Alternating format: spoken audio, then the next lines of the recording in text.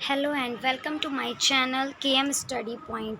आज पॉलिटिकल का लेसन 1 लोकतंत्र क्या है और क्यों है इसके बारे में पढ़ेंगे। लोकतंत्र का अर्थ क्या होता है? लोकतंत्र डेमोक्रेसी मीन्स होता है लोकतंत्र। यूनानी शब्द डेमोक्रेसिया से बना है। यूनानी में डेमोस का अर्थ होता है लोग और क्रोशिया का अर्थ होता है शासन।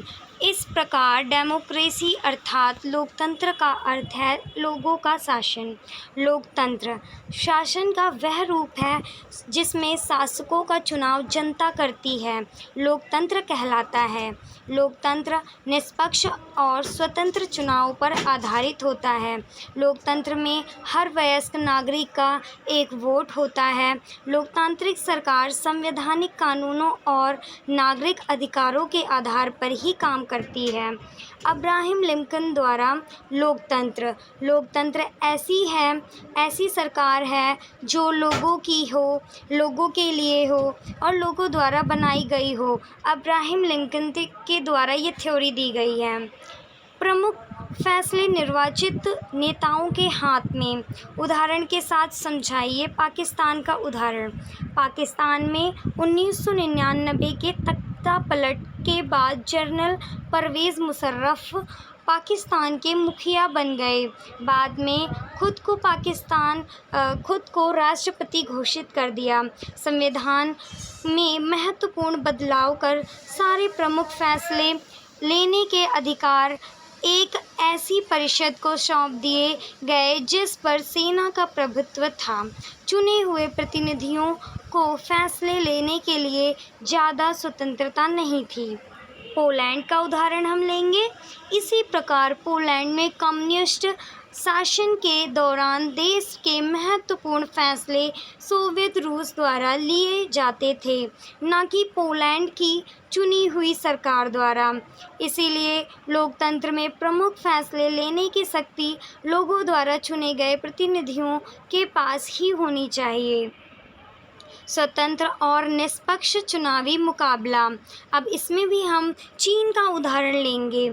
चीन की संसद के प्रति वर्ष 5 वर्ष के बाद नियमित रूप से चुनाव होते हैं, जिसमें राष्ट्रीय जनसंसद कहते हैं।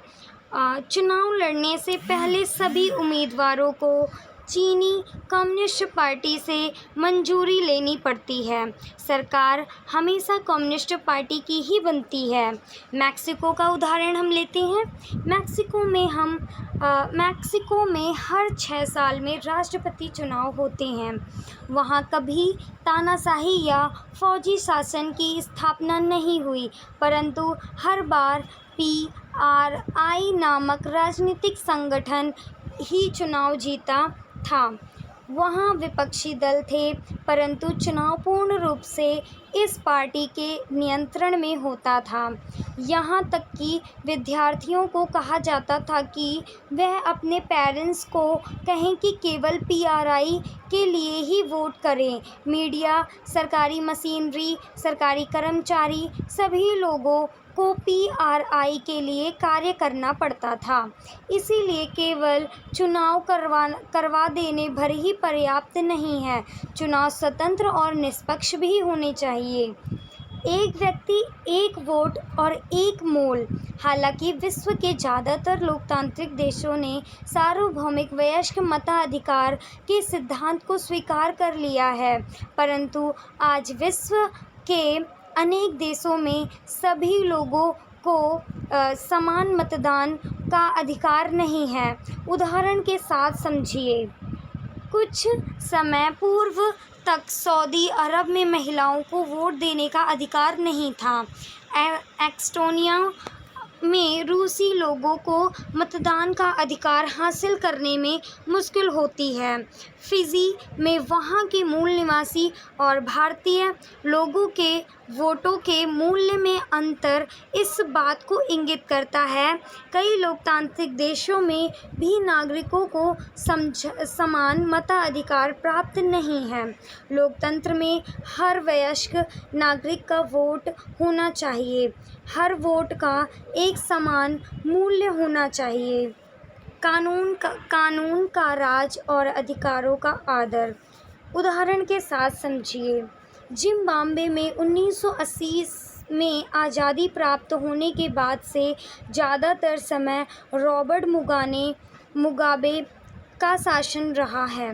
वह एक लोकप्रिय नेता रहे हैं, परंतु चुनाव जीतने के लिए हर प्रकार से मीडिया, न्यायपालिका और हर उस संस्था को दबाया जिन्होंने उनकी सरकार का विरोध किया।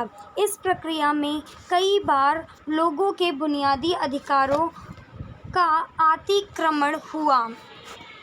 अतः जरूरी है कि सरकार नागरिकों के कुछ बुनियादी अधिकारों का आदर करे, उनको सोचने की, अपनी राय बनाने की, सार्वजनिक रूप से अपने विचार व्यक्त करने की, संगठन बनाने की, विरोध करने की, अन्य राजनीतिक गतिविधियों के करने की स्वतंत्रता होनी चाहिए।